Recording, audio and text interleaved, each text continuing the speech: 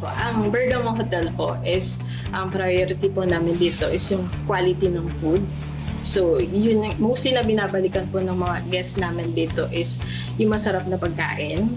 So, mostly po na bestseller natin is patatim, ginagoongang pata, sizzling bangus. So, yung mga guests po namin kasi mostly dito is mga balikbayan, which is nami-miss nila yung mga native food. Yun yung gustong-gusto po nila dito.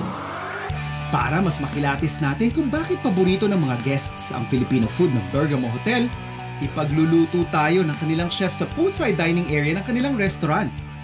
Chef Ivan, Yes, ano po. yung i-prepare mo para sa akin? Po, yung pambangus sisig po. Tapos, Bangus sisig. Yes po. Okay. Tapos yung pangpatatim po natin. Patatim at saka... Binagungan pata po. Alright. So, anong unahin natin, Chef? Yung pang-fried po ng bangus sisig. Ako ang iyong sous chef ngayon, Chef, ha? Sige po.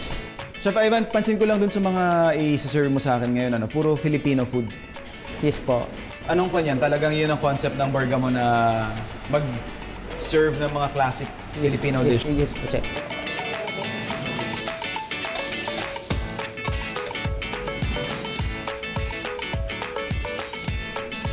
Para lumasa yung sauce po. Okay. So, na-par cook na yung pata natin, Chef. Ketchup. Ketchup. Okay, so yun yung parang namumula-mulang kulay nung patatim.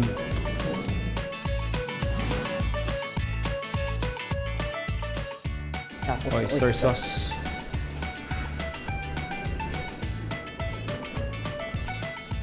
liquid seasoning. Chili garlic. Ooh. Tapos syempre, yung star anise, Pampabango. Oo.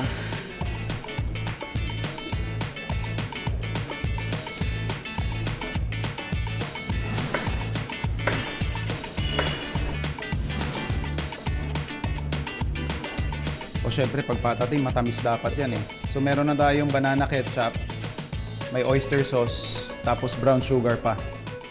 Habang abala si Chef Ivan sa kanyang patatim, sinimulan ko nang i-deep fry ang bangus na gagamitin niya sa kanyang bangus sisig.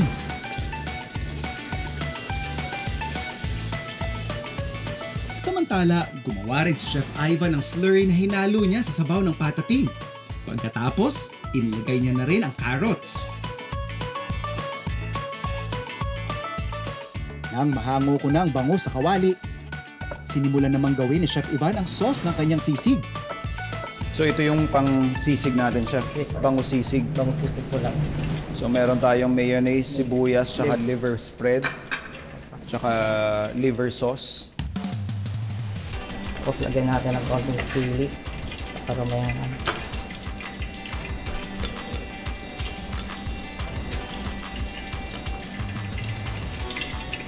Ayun yung kalamansi natin. Kalamansi juice. Naglalaway ako. Buti na lang, hindi ako nag-breakfast.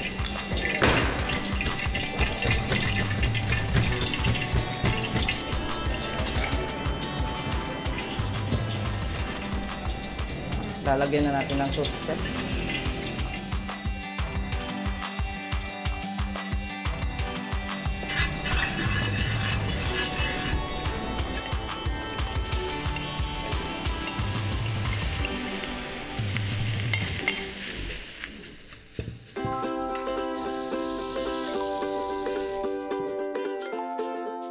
Time for our third dish. Isang nakakatakam na fusion ng crispy pata at binagoongan. Una, naghiwa lang si Chef Ivan ng kamatis. Isunod niya dito ang bawang at sibuyas. Sabay-sabay niya itong ginisa. Sunod niyang hinalo ang bagoong, tomato paste,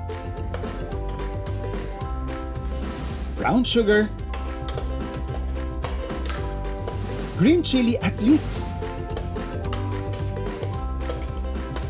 On a separate pan, nagprito naman siya ng pata.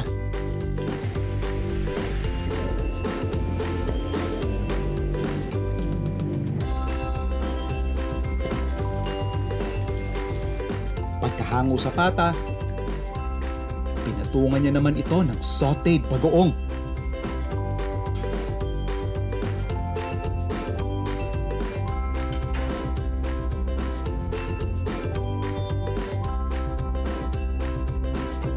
So pag umakyat kayo ng roof deck ng Bergamo Hotel, yung meron kang 180-degree view nung bundok, may church, tapos makikita mo rin yung mga palaisdaan doon sa paligid. And according sa kanila dito, which hindi ako nagugulat, isa rin talaga sa binabalik-balikan nila yung kanilang offering sa kanilang mga diners. At kanina nga, nakasama natin si Chef Ivan, pinagluto niya tayo doon sa mga, sa mga iconic dishes nila. Pinag-prepare niya tayo nung patatim, meron din tayong bangusisig, meron din tayo nung binagoongang crispy pata. So, start lang natin yung ating patatim, which is yung serving nila napaka-generous.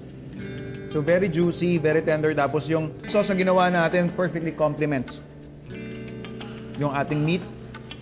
Suabing-suabe.